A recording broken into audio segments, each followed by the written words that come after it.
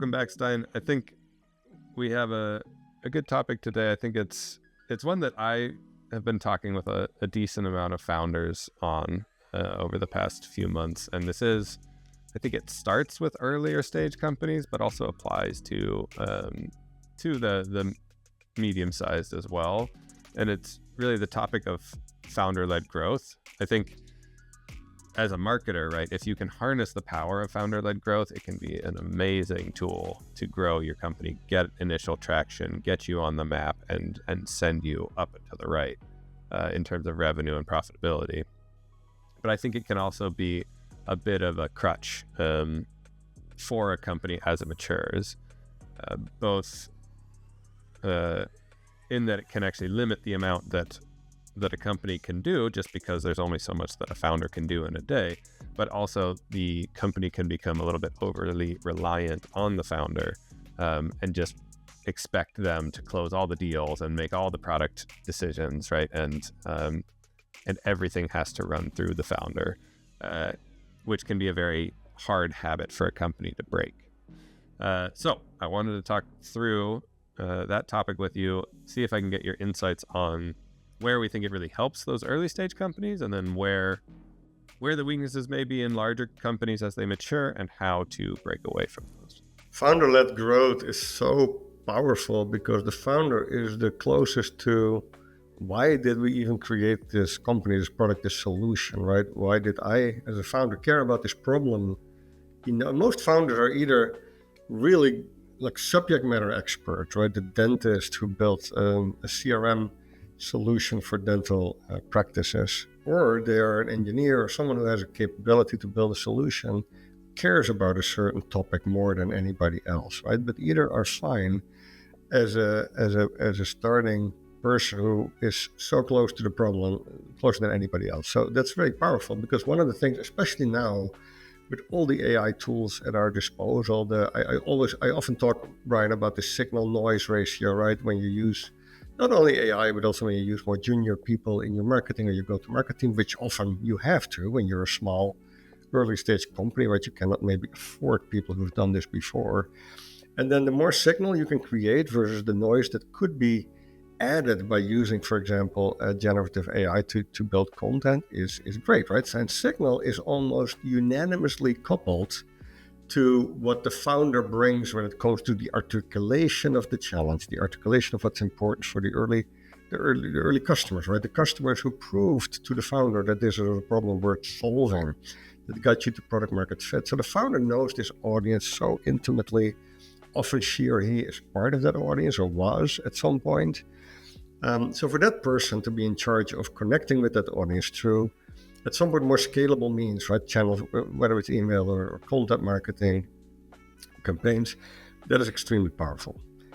Of course, that can run its course over time when the founder is not necessarily as connected anymore, or as, empathic with your market, your audience, as you grow that market, right? If you are going beyond your original ICP and you expand to other adjacent market segments, even if they look like the original clients, your founder might be less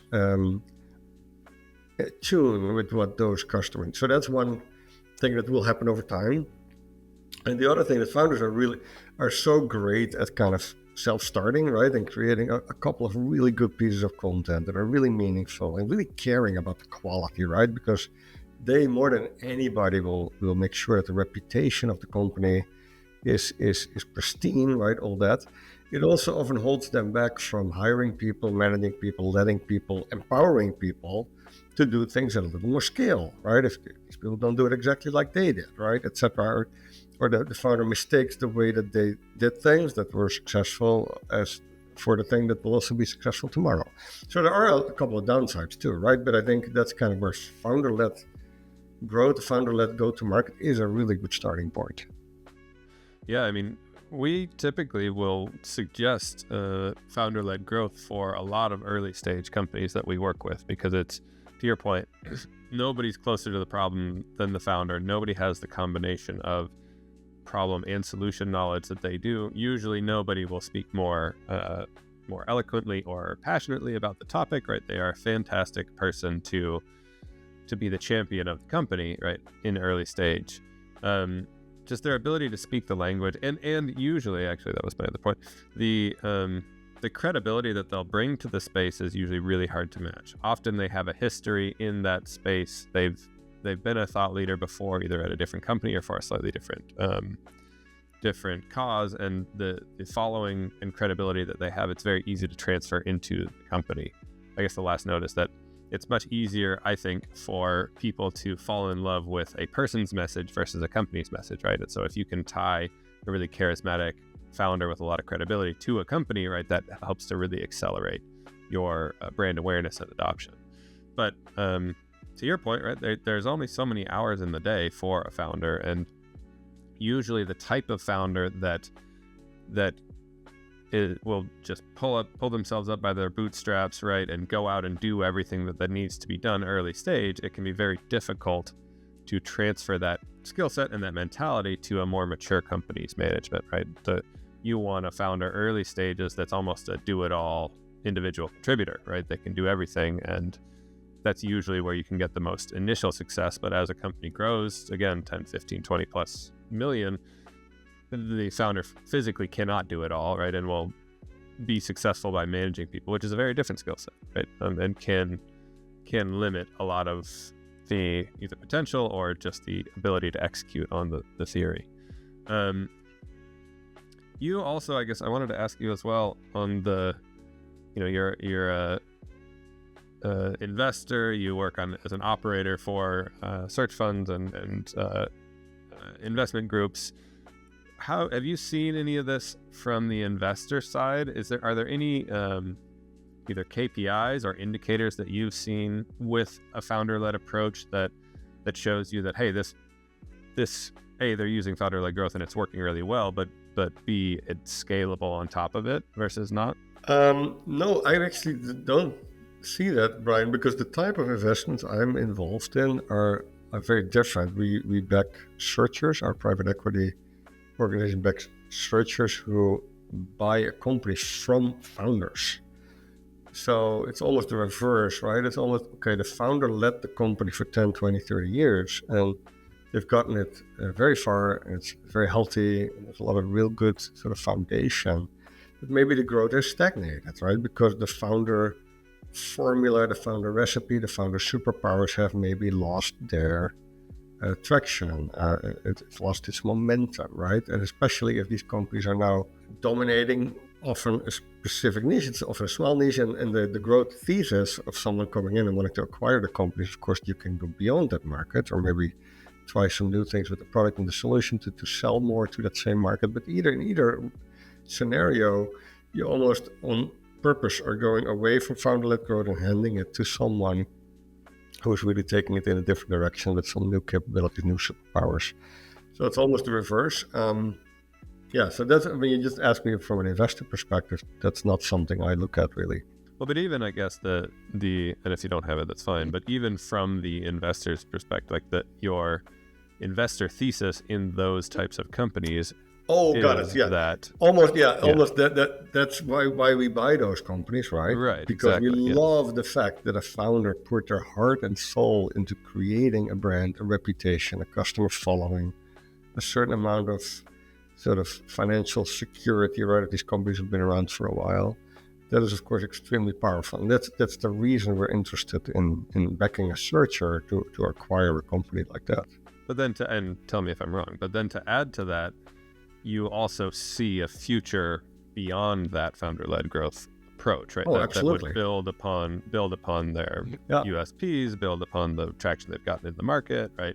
Are there any particular things that you'd like to look at in those types of companies, right? Where you say, hey, this person's built a great base, but I can take it farther with XYZ. Yeah, we do an audit either on the marketing or the sales or the customer success side of things. You usually see the same patterns. You see things like, oh, my sales team is not really mature in the way they organize their funnel, and they have a parking lot of opportunities that get tended to whenever someone doesn't have leads at that moment in time, right? All these very expected things. The marketing team not really having a lot of data to go on, right? So a lot of it is basically done by by guessing and by kind of, oh, this worked yesterday, that probably will work again tomorrow. Customer success often is non-existent, right? It happens very organically because the founder is in charge and is so close to the customers. There's so much customer intimacy, right? There is almost an automatic customer success culture. It's also often the strength of these companies, right, that have been around for a while. Customer loyalty and referrals and getting clients through sort of word of mouth is typically one of their strengths. It also means that the growth has never really gone beyond those growth levers, right, when it comes to addressing new types of markets. And that's, of course, why it's an interesting investment thesis, right? Is there an opportunity to take this into new parts of the world, into new verticals, do something new with the same capabilities, technologies that just solve a problem in a different way, that is interesting for a certain part of the market, that can raise the price, etc. Is there, I would imagine when you invest, a lot of the times the founder is exiting as part of that investment, right? Do you have to worry about that key person risk at all when you make those decisions? Yeah, well, you don't necessarily worry about you. It's part of, this is something that when you invest in these type of transactions that you kind of that you specialize in, right? How do you get a transition like that to go as well as possible? It's definitely not always easy. It's a very important part of the success of an investment like this. Let me ask you, Brian. You took over from me. I was the founder at Kalungi, and then you took over. Talk a little bit about what you think was good, but also what was not so great. Yeah, Kalungi is a great example of founder-led growth, right? Like, if you go back to our early days, you started us a lot with your reputation, both in terms of contracts that we got, thought leadership that you put into the market, right? Like a lot of the methodologies that you used, right? I mean, you are a great example of founder-led growth and its ability to get traction, right? When you transitioned out, right, we did have some kind of backfilling to do, particularly on the you're muted. Yeah, we were stuck, right, Brian, in multiple ways. So let's call balls and strikes. Founder-led growth model had run its course a little bit, right? It did. I mean, it gave us the early start that we needed. It gave us the traction. It gave us, again, like our methodology. But there came a point where, I mean, I'd love your thoughts on it too. But where your interests and skill sets, right, kind of had given the company everything that they could give them, and even from your perspective, right, like you were more focused and happier on other pursuits. So there was definitely kind of a plateau that was hit, right? And we had to work our way through it. I think, we were able to push through it a lot because of the processes that we were able to put in place that kind of scaled your original ideas, but also the specialists and more, I guess, specific strategists that we were able to bring in around different disciplines that early days you were able to cover and push forward with high level theory, right? But there came a point where we really needed that specific expertise to take us to the next level. So I think it's similar to a lot of these SaaS companies in that the founder's time can only go so many different places, and to be able to to take it to the next level requires, a really focused team that's really well organized, right, and rowing in the right direction, beneath the founder's vision. Yeah, and what we also talked about earlier, a lot of founder-led growth means they're the chief sales officer, right? They close most of the deals, etc. I remember that I had to really learn to appreciate that when other people had to sell, it wasn't as easy. And I think you put a lot of effort in that. You were the CEO who also had to become a really good salesperson very quickly. I don't know if I've gotten to the point where you are, but we're working on it. Yeah, I mean, it is. It took time for me to let go of that. It took time for you guys to find your way of doing it, right? And it was definitely one of those things where you could see the difference in you as the founder getting in the room, right, and the instant credibility that you'd get versus, you know, our other salesperson at the time, who was a great salesperson but just didn't have the gravitas or the expertise, right, that you did, and just would not be able to be near as successful, right? But as we grew, your time became more and more condensed, right, and competitive, and it was more and more difficult to spend the time, to use sales as an example, on the deals to make them work, to go through. So yeah, we have our own mini case study that we're working through right now. What we talked about go-to-market more from a marketing and sales perspective. What about culture, Brian? What about the founder brings a certain amount of cohesiveness to the culture, right? Things like values. Yeah. How did you experience that as you took over? Yeah, I think, well, with, again, using Kalungi as an example, the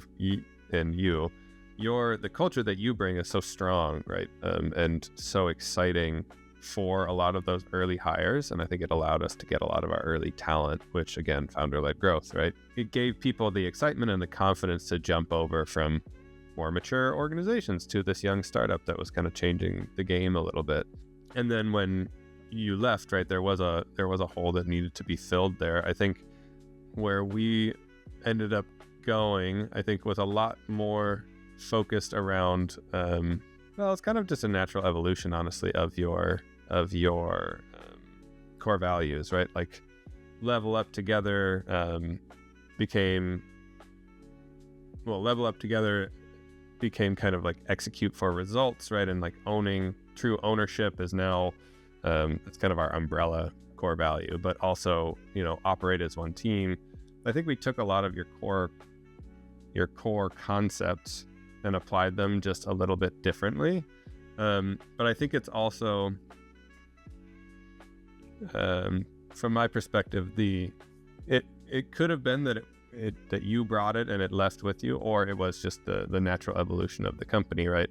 Of when you were in charge and going up to our the first few years, it was very much the culture of a young company, right? Like a very young company, very super scrappy. Everyone amateur. Well, there's that. But charging really hard, you get to wear a ton of different hats. Do before you think. Yeah, exactly. And that worked, right? It gave us a lot of really good client outcomes. It allowed us to grow. But I think when I came in, and it could have been my talents versus yours, right, as a CEO, but I think we started to break in certain areas when we would do that. And I tried to put a little bit more structure and discipline into where we pointed people, what they were focused on, and their skill sets. And so again, depending, I think some of the people that we brought on in the beginning of the company thrived under, you know, your style, right? It allowed them to be really creative, to never get bored, all those things, right?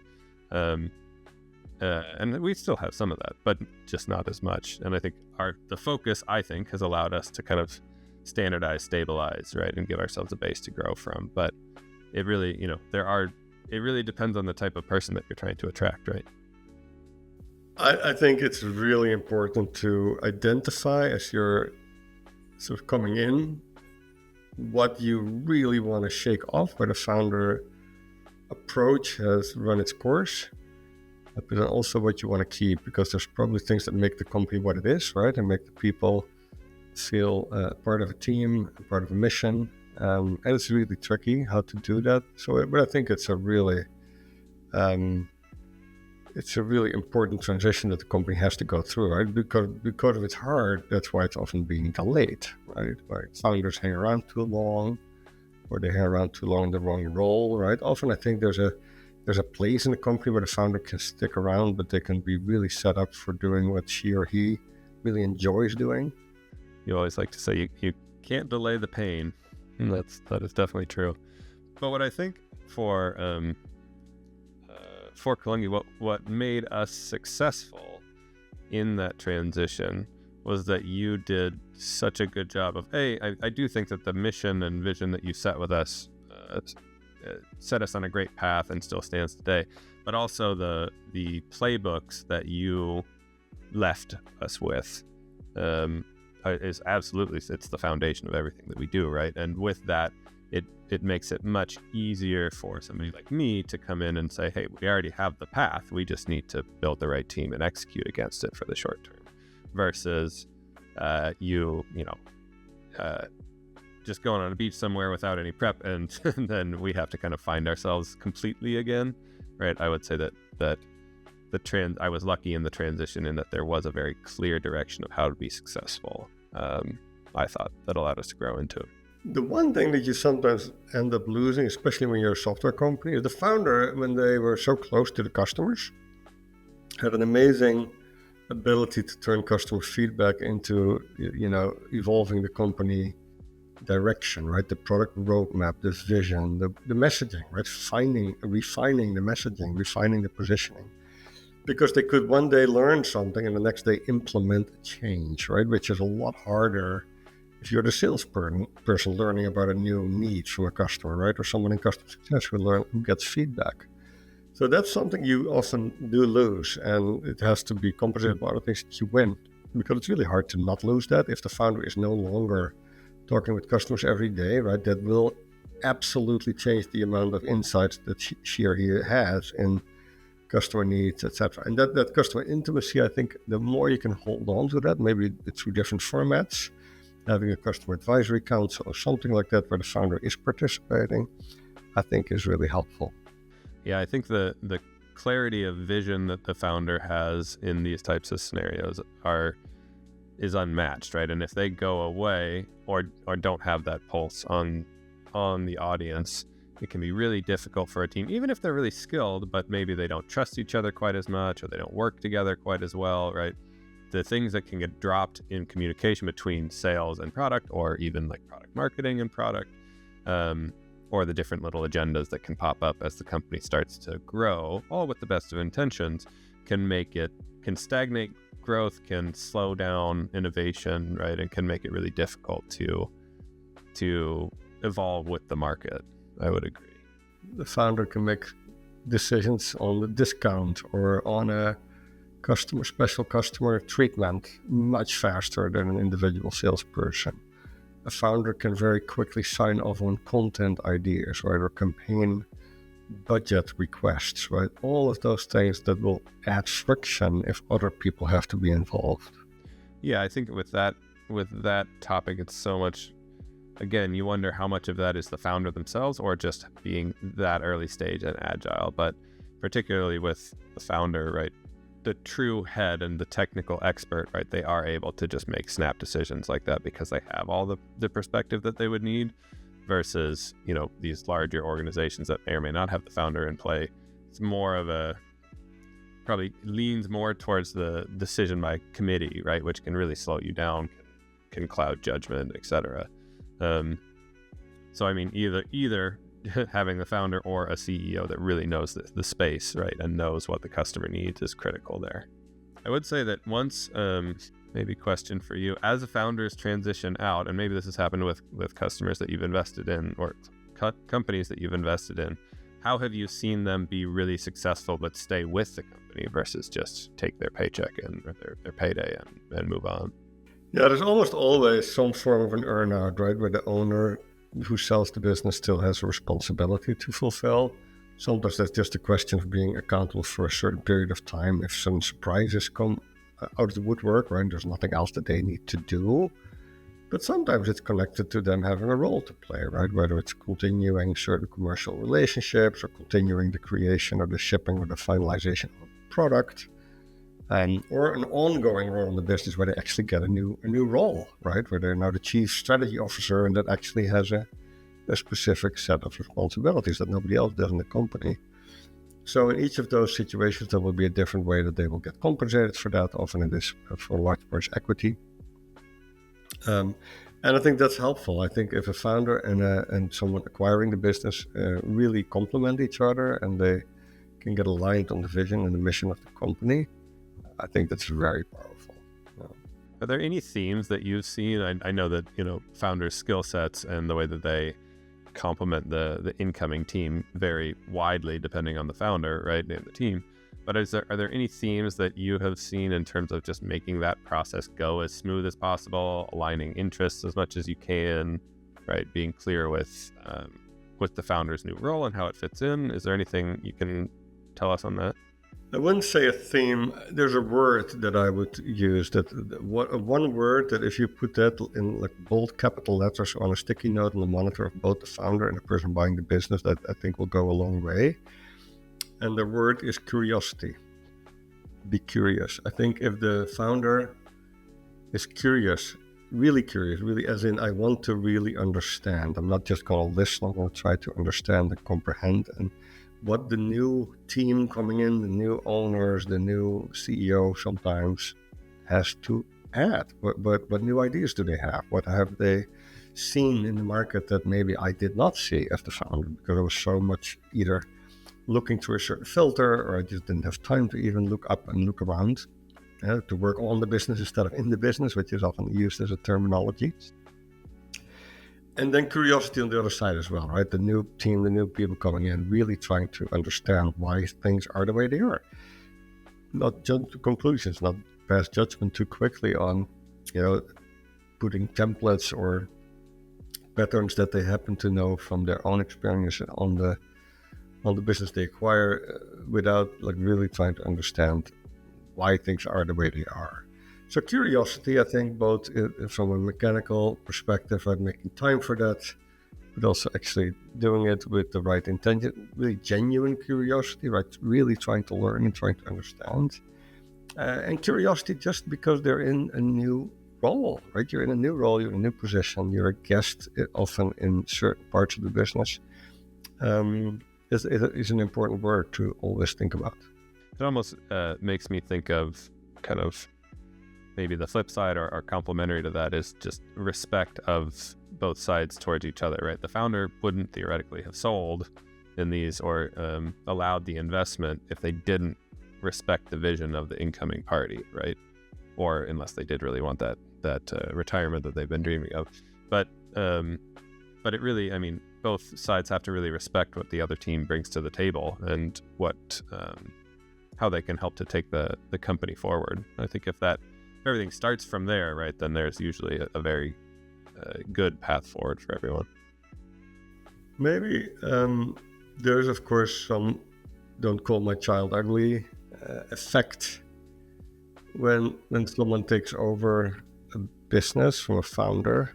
Well, it is the founder's baby. So. Yeah, exactly. And there is like parents who have to, give up some control when their child, their son or daughter meets their first boy or girlfriend, right? And starts maybe developing their own ideas about values and culture and things that are important in their lives. And I think giving enough room for that is really important as a founder. And I don't know, those are just all very vanilla comments. So, but yeah, no specific ideas.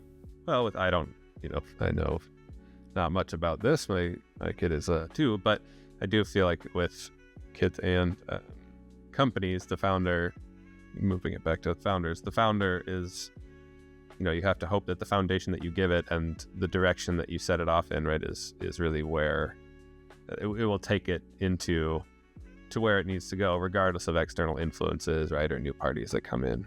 So Brian, when you think of Kalungi as an agency supporting a company that wants to grow and their go-to-market, how do you involve the founder? What do you think the best role is the founder can play as they, on the one hand, bring in extra hands on the bed, right, to bring in capacity to scale, and on the other hand, they're still, I think, very crucial for what your team does? Yeah, a lot of the times when we will encounter companies that are using this or encounter companies that have a really good opportunity to use this, a lot of the time what we'll try and do is give the founder the best of both worlds as much as we can. Usually we try and organize and amplify the founder's voice, right? They always have really strong views on the market, on their product, on the solution that needs to be solved, on what the status quo is that can be improved upon, all that good stuff. But usually what is lacking for them is their time and their organization, right? They're running a company. They have tons of stuff to do. And usually marketing gets pushed down to the bottom of barrel, which is both understandable and not really acceptable as you're trying to grow a company, right? Because you as the founder, are the voice. You should be the face of the company, the voice of the company, and should be the thought leader that the company builds its position on and all its content on. So what we like to do is, if we can find a founder that is, well-spoken, has a strong viewpoint, and has built the product in a really good way around that viewpoint, is that we will try and amplify them as much as we can, right? So we'll run interviews with them that are then, transcribed and broken out into different types of content, organize them around speaking slots, host webinars and thought leadership, and really just try and get them out in front of the camera as much as possible, while also conserving their time, right? They don't have to write the blogs. They don't have to run their social accounts. We can help them with scheduling and support materials and all, follow up and all that stuff. And what we found is if we can do that, it gives the company that true thought leadership that they usually have been missing until that point, right? Usually, we've talked about this in other episodes, but AI has drastically increased the amount of noise in the market, and our general philosophy is that the way to cut through that is with real dialogue that moves the conversation forward, that really adds value for the market, right? And usually that can come from the founder. So this allows us to both produce that type of content straight from the founder's mouth, but also gives our team a ton of background and knowledge on the topic that make us more effective marketers. So it's kind of a win-win. I think what founders often miss is that as they care about the clients, they love to tell the stories, the experience of the client. They miss a professional to help craft those stories in a better way, right? Share them in a better way, scale without changing what the founder really cares about and how they tell those stories, for example, or how they engage with clients. For example, launching a podcast, right? Or writing a book. There's all these things that you can do to really scale what a founder brings that are usually that they were not able to do themselves, right? So that's just an example, Brian, I think. Yeah. Yeah, and I think it's either, partially it's ability, partially it's time, but also it's just, I feel like without getting that extra push, founders just don't think, they think, why would I write a book? I'm busy, but do I have enough to say on a particular topic? And usually they do, right? But they need that little push and the organization and help to get themselves out there, get their message out there. Yep. Which I think is really important.